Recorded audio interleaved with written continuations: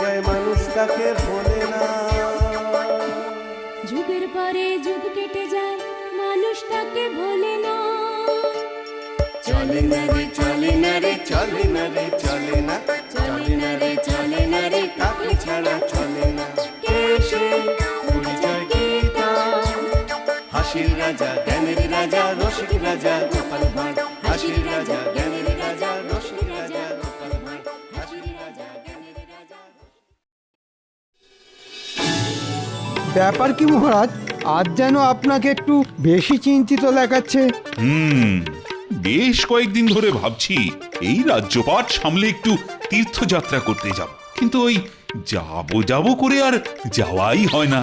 না না মহারাজ, মন যখন চাইছে তখন না হয় মহারানীকে সঙ্গে নিয়ে আপনি বেরিয়ে পড়ুন তীর্থযাত্রা করতে। ঠিক বলেছ মন্ত্রী, এবারে যেন মনটা বড্ড টানাটানি করছে। জেগে জেগে শুয়ে শুয়ে সব সময় আমার মনে শুধু এখন ওই একটাই চিন্তা। কি চিন্তা মহারাজ? আমি তো কিছুই বুঝতে পারছি না। তোমাকে বোঝাতে কি এবার ঝুড়ি আর কোদাল নিয়ে আসবো আমি? আরে বাবা, মহারাজের মনে এখন শুধু তীর্থযাত্রার চিন্তা। এ তো অতি উত্তম চিন্তা মহারাজ, আপনি তীর্থযাত্রার জন্য প্রস্তুত হন। যাবো তো বটে, কিন্তু এদিকে যে এই রাজ্যপাট। সভায় আসতে না আসতেই যে যাওয়ার গল্প শুনছি, তা কোথায় যাবেন মহারাজ? আমি জানি আমি এবার সব বুঝে গেছি। ইয়ে না মানে মহারাজ তীর্থযাত্রায় যাবেন। আমি ঠিক বলেছি তো মহারাজ? বলছো মানে বলে একেবারে রাজ্য জয় করে নিয়েছো? তবে আমি বলছিলাম কি, আর 7-5 না ভেবে আপনি বরং তীর্থযাত্রায় বেরিয়ে পড়ুন। তারপরেই চাষি গেল ঘর আর লাঙল তুলে ধর। তুমি আবার কি বিড়বিড় করছো গোপাল? তোমার আবার কি হলো? ইয়ে না মানে বলছিলাম যে কি আর হবে, হ্যাঁ মহারাজ না থাকলে রাজকার্য সব শিখেই উঠবে। সেসব নিয়ে তোমায় ভাবতে হবে না, তুমি নিজের চরকায় তেল দাও। মহারাজ না থাকলে কি হবে? আমি তো আছি, আমি সব দায়িত্ব সামলে নেব। জানি তো সেই সুযোগে আপনি করবেন সবার ঘটি বাটি চাটি। না না, ঘটি বাটি নয়, তীর্থযাত্রায় গেলে আমি ওই একেবারে ঝাড়া হাত পা হয়েই যাব। তবে মহারাজ, আমি বলছিলাম কি, তীর্থযাত্রার জন্যে কালই একটা ভালো তিথি আছে।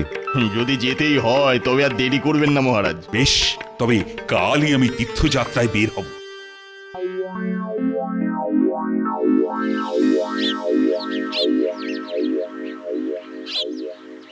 ও বাবা, সবাই যে দেখছি আমাকে বিদায় জানানোর জন্য একেবারে সাত সকালে এসেই জড়ো হয়েছ।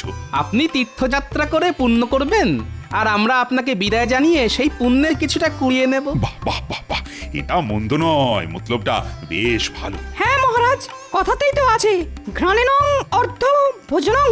ভোজনই করো আর শয়নই করো, সামলাতে তো আমাকেই হবে।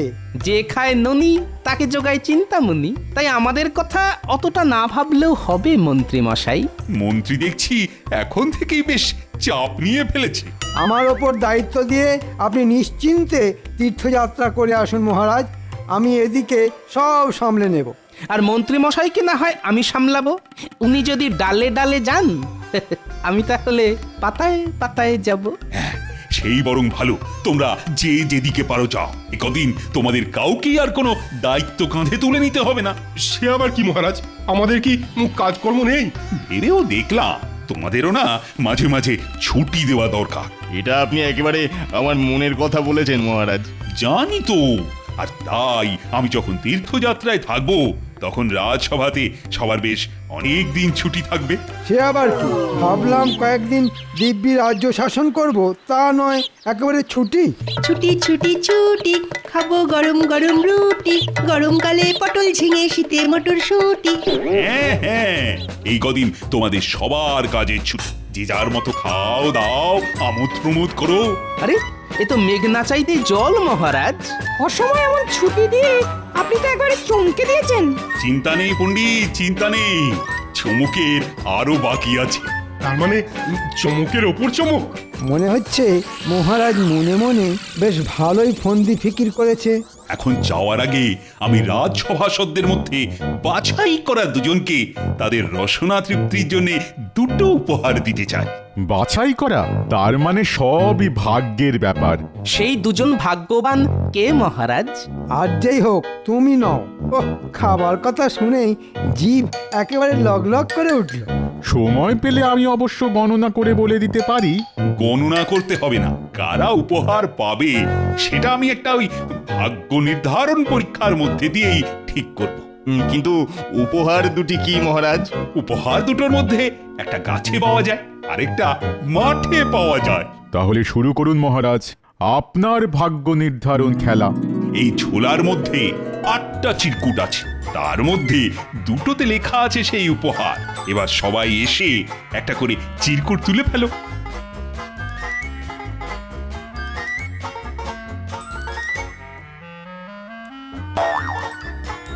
আমারটাতে তো ফক্কা লেখা। দূর দূর দূর, আমার কপালটাই মন্দ। আমারটা তো তাই, দুধ চাই। দেখি আমারটাই কি পড়েছে। ও বাবা, এতেও তো ফক্কা। না না, আমারটাই যেন অন্য কি লেখা আছে। ওরে বাবা, এ আবার কি? গাছ পাঁঠা। এবার আমার পালা। দেখি আরে সাবাস, আর আমার ভাগ্যে পড়েছে শুধু পাঁঠা। এবার বুঝলে তো, একটা হলো পাঁঠা ছাগল যেটা মাঠে পাওয়া যায়, আরেকটা হলো গাছ পাঠা মানে এঁচোড় যেটা গাছে পাওয়া যায়। দূর দূর, আমার কপালটাই দেখছি খারাপ। যা লাভ হবার সে তো গোপালেরই হলো। এখন যাও, উপহার যথা সময়ে তোমাদের বাড়িতে পৌঁছে যাবে। তাহলে আমি চললাম তীর্থযাত্রা করতে।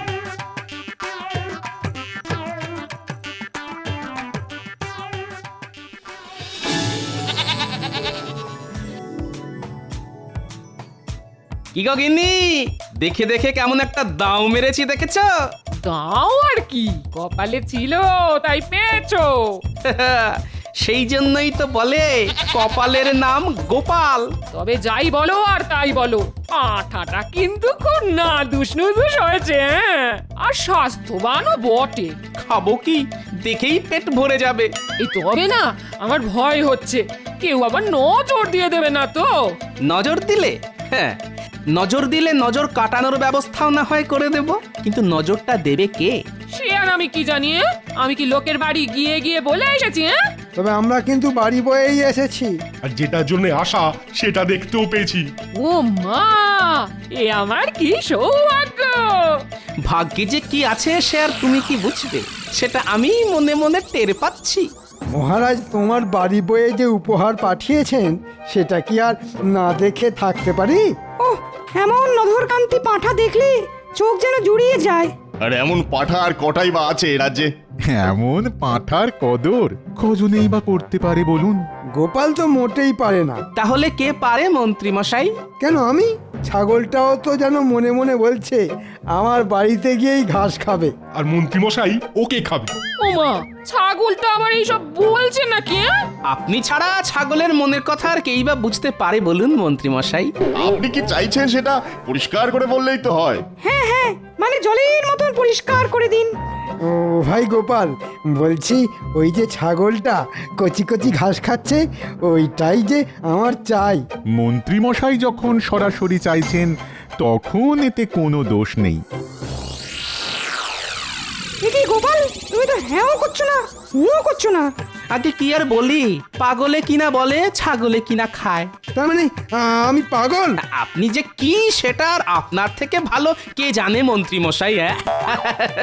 কিন্তু তুমি কি জানো সেটা তো বলবে নাকি? আমার পাঠা আমি দেব না, পরিষ্কার। তাহলে এটাই তোমার শেষ কথা? আমার অনুরোধ তুমি রাখবে না ভাই গোপাল? কি করে রাখি মন্ত্রী মশাই, কথাতেই তো আছে ভদ্রলোকের এক কথা। বটে, তবে আমিও দেখছি ওই পাঁঠার মাংস কার মুখে ওঠে। আপনি কি কিছু বললেন মন্ত্রী মশাই? হ্যাঁ মানে না, না দিলে আমি কি আর কেড়ে নিয়ে যাব? ঠিক আছে, তোমার পাঁঠা তোমারই থাক। মহারাজের দেওয়া উপহার যার ঘরে আছে তারই থাক। বলি, মন্ত্রী মশাই যে কি বলে গেল আমি তো কিছুই বুঝলাম না। কিন্তু আমি তো বুঝে গেছি গিন্নি, পুরো ব্যাপারটাই এখন আমার কাছে জলের মতো পরিষ্কার। মন্ত্রী মশাই এতবার বললেন, তবু গোপাল শুনলো না। এই কাজ করা গোপালের উচিত হলো না। আমার তো মনে হচ্ছে পাঁঠাটাকে খপ করে ধরে ঝপ করে এখানে নিয়ে চলে আসি। না না, আমার মনে হচ্ছে কাজটা অতটা সহজ হবে না। কিন্তু মন্ত্রী মশাই তো কিছুই বলছেন না, আমরাই খামোখা ভেবে মরছি। আমি আর কি ভাববো, সোজা আঙুলে যখন ঘি ওঠেনি তখন আঙুলটা বেঁকাতেই হবে। আঙুল বেঁকানো তুচ্ছ ব্যাপার, আমি ইস্পাত দণ্ড গায়ের জোরে বেঁকিয়ে দিতে পারি। হ্যাঁ, ওহ, মহারাজ কি সাধে বলে যে তোমার মাথায় গোবর পোড়া আছে? মনে হচ্ছে মন্ত্রী মশাই মনে মনে কোনো পরিকল্পনা করেছেন। করেছি বই কি, কোনো না কোনো উপায়ে গোপালের কাছ থেকে ওই নধর পাঁঠাটা আদায় করতেই হবে। কিন্তু উপায়টা কি মন্ত্রী মশাই? ভাবো ভাবো, কিভাবে গোপালের কাছ থেকে ওই ছাগল হাসিল করা যায় ভাবো। তখন থেকে ভাবছি একুল ওকুল, ভেবে ভেবে ছিঁড়ছি মাথার চুল। এসেছে এসেছে, এতক্ষণে এসেছে। কি এসেছে? কে এসেছে মন্ত্রী মশাই? আরে বাবা, একটা দুঃসই পরিকল্পনা এসেছে। এই পরিকল্পনাটা কি মন্ত্রী মশাই? না না, সবটা এখন ভেঙে বলা যাবে না, তবে এটা শুনে রাখো যে রাজবাড়ির সামনে একটা যজ্ঞ করতে হবে, আর আবার কি মন্ত্রী মশাই? সেই যজ্ঞটা করবে তুমি। না না, হাত গুটিয়ে বসে থাকলে চলবে না, সবাই মিলে হাত লাগাতে হবে।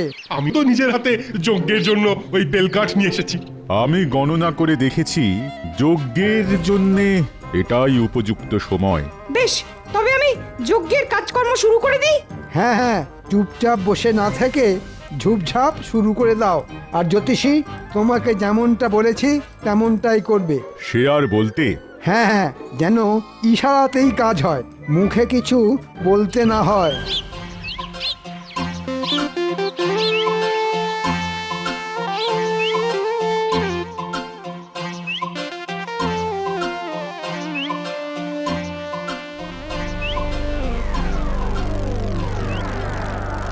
চালাও পণ্ডিত, আরো জোরে চালাও, আর কিছু না হোক জাঁকজমকটা দেখাতে হবে।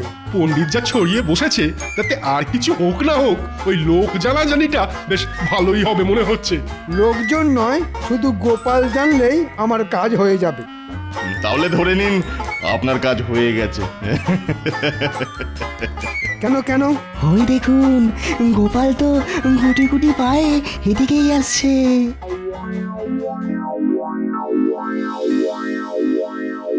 ওরে বাবা, এ আবার কি কারসাজি? রাজা নেই, তবু রাজার রাজসূয় যজ্ঞ হচ্ছে। রাজ্যের কল্যাণের জন্যে, প্রজাদের কল্যাণের জন্যে এটা তো করতেই হবে। তা বেশ, তা বেশ, কিন্তু এদিকে যে দেখছি ঘি তেল মানে জ্বালানি ছাড়াই যজ্ঞ হচ্ছে। আর উপায় কি, রাজবাড়িতে কেউ নেই, তাই ঘিয়ের জোগাড় হয়নি। তবে এ যা হচ্ছে তাও দেখার মতো। তাহলে এটাই না হয় দেখি। দেখো দেখো, এমন যজ্ঞ কি আর রোজ রোজ হয়? অমঙ্গল নেমে আসছে, অমঙ্গল, ঘোর অমঙ্গল, ধ্বংস হয়ে যাবে, সব ধ্বংস হয়ে যাবে। আরে আরে, এর আবার হঠাৎ কি হলো? জ্বালানি ছাড়া যজ্ঞ করার ফল খুব খারাপ হবে। কি আর এমন হবে শুনি? আমি গণনা করে দেখছি, এক্ষুনি দেখছি।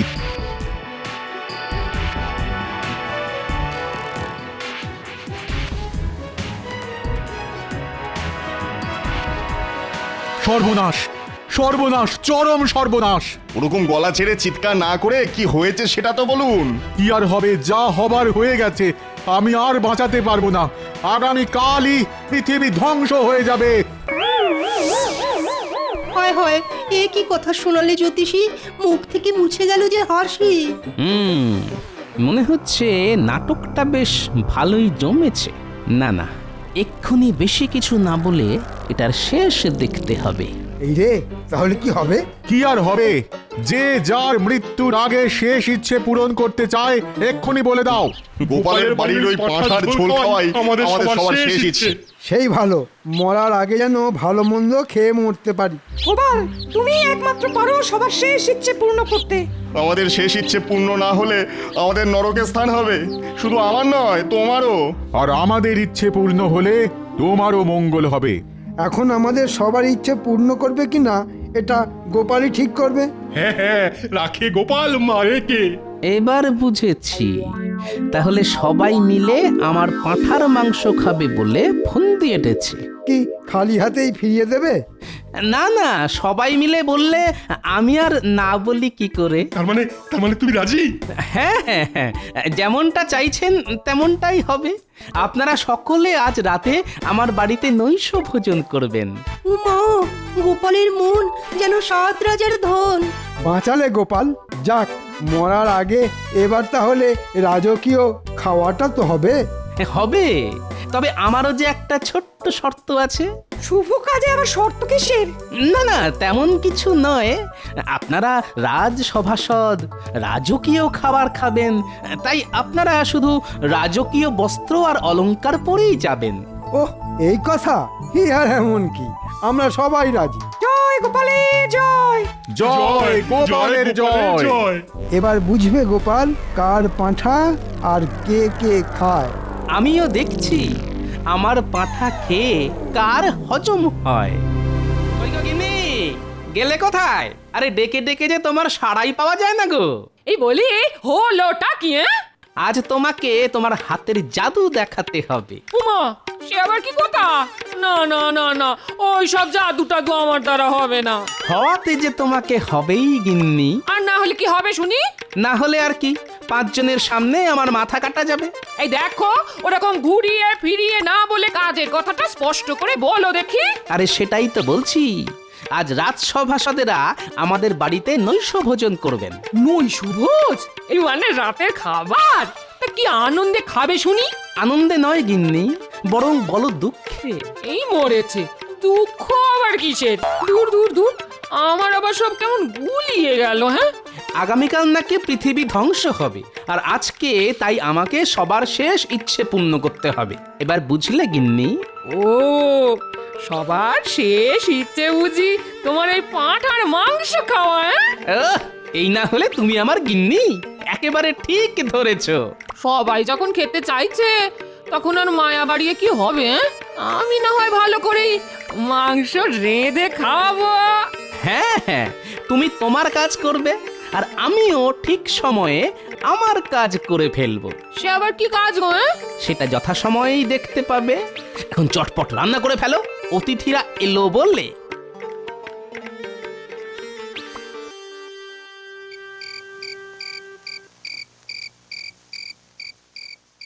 এই যে গোপাল, আমরা এসে গেছি। আমি তো সেই কখন থেকে আপনাদেরই পথ চেয়ে বসে আছি। কিন্তু আমরা যে আর বসতে পারছি না। এদিকে সব তৈরি তো? না মানে ওই পেটের ভেতর যেন একেবারে ছুঁচো লাফাচ্ছে। না, আয়োজন মনে হচ্ছে বেশ ভালোই হয়েছে। হ্যাঁ, খাবো কি? গন্ধ শুঁকেই তো পেট ভরে যাচ্ছে। তাহলে শুভ কাজে আর দেরি করে কি হবে? হ্যাঁ হ্যাঁ, চিন্তা করবেন না, একেবারে গরম গরম পাতে পড়ে যাবে।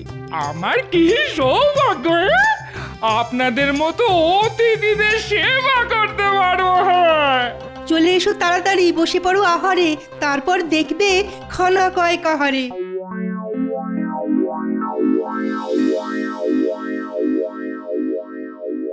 ওহ, পাঁঠার মাংসটা চমৎকার হয়েছে। মাংস তো নয়, যেন অমৃত। হাড় শুদ্ধ চিবিয়ে একেবারে হজম করে ফেলবো। খান খান, পেট ভরে মন ভরে খান। উরি বাবা, এরপর আরো খেলে বেরিয়ে যাবে প্রাণ। ওহ, জোর খাওয়া হলো আজ। তবে গিন্নি মায়ের রান্নার প্রশংসা করতেই হয়। এমন খাওয়া খেয়ে মরেও আনন্দ। কি বলেন? গোপালের পাঁঠার ঘাড় মটকেছে আর আমাদের ইচ্ছে পূর্ণ হয়েছে। তাহলে এবার আমরা আসি গোপাল। কিন্তু আমার ইচ্ছে যে পূর্ণ হলো না। তোমার আবার কি ইচ্ছে গোপাল? না না, তেমন কিছু নয়, তবে আজ রাতটা যদি আপনারা আমার বাড়িতেই থাকতেন তাহলে আরেকটু অতিথি সেবা করার সুযোগ পেতাম। এ তো অতি উত্তম প্রস্তাব। মা, খাওয়ার পরে আবার শোয়া যা। খেয়ে দে এমনি শরীর চলছে না, এটাই ভালো হলো। বেশ, তবে তোমার এই ইচ্ছেটাও পূর্ণ হোক। মনে হচ্ছে গোপালের মাথাটা বেশ ভালো মতনই চিবিয়েছি। স্বাদের পাঁঠা চলে গেলে এমন দশাই হয়। আসুন আসুন, আপনাদের জন্য আমি শয়নের ব্যবস্থা করেছি। এসে অলংকার আর পোশাক খুলে শুয়ে পড়ুন।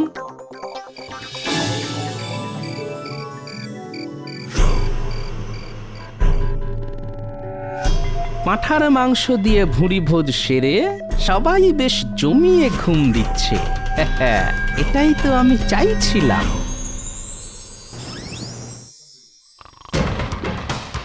যেমনটা ভেবেছিলাম তেমনই হয়েছে। অলংকার পাশেই খুলে রেখেছে, আর ঘুমানোর সময় রাজকীয় পোশাক ঘরের দড়িতে মেলে রেখেছে। না, সবাই দেখছি গাঢ় ঘুম দিচ্ছে, তাই কাজের কাজটা এখনই করে ফেলতে হবে।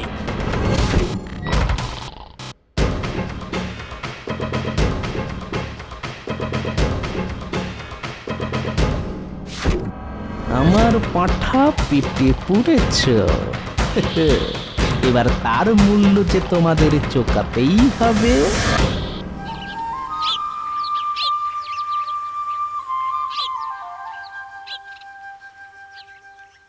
আরে আরে, ব্যাপার কি? পোশাকগুলো সব গেল কোথায়? শেষে কিনা কপালে এই ছিল।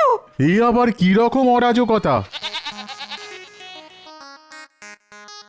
আরে আরে, সবাই যে দেখছি উঠে পড়েছেন।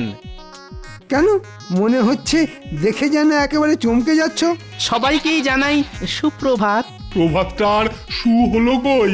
পোশাক আশাক সবই তো দেখছি গায়েব হয়ে গেছে। কিন্তু আমাদের অত দামি পোশাক সব গেল কোথায়? ওদের কি রাতারাতি পা হলো নাকি ডানা গজালো? তা কেন হবে? আসলে ওই জামা কাপড় হাতে বেচেই তো আমি এই পাঁঠা কিনে এনেছি। হ্যাঁ, বেচে দিয়েছো? কিন্তু কেন? আজ তো পৃথিবী ধ্বংস হয়ে যাবে, সবাই পরলোকে চলে যাবে। মানুষ খালি হাতে পায়ে এই পৃথিবীতে এসেছে, আর খালি হাতে পেয়েই যাবে। তাই কাপড়ের আর কি দরকার মন্ত্রী মশাই? তারপরে তুমি সব বেচে দেবে? হ্যাঁ, না না, মরে গেলে তো কিছুই থাকবে না। আপনারা আমার পুরস্কারের প্রাপ্য পাঁঠা হজম করেছেন, আমি তো আর রসনা তৃপ্তি পূরণ না করে থাকতে পারি না, তাই আমিও এটা নিয়ে এলাম। একটা পাঁঠা গেল, তার বদলে আবার একটা চলে এলো। আপনার চাল অনেক আগেই ধরে ফেলেছে গোপাল। তাই তো দেখছি। এই বেশ ভালো হলো, কারো ইচ্ছেই আর অপূর্ণ থাকলো না। কি মন্ত্রী মশাই, কেমন দিলাম?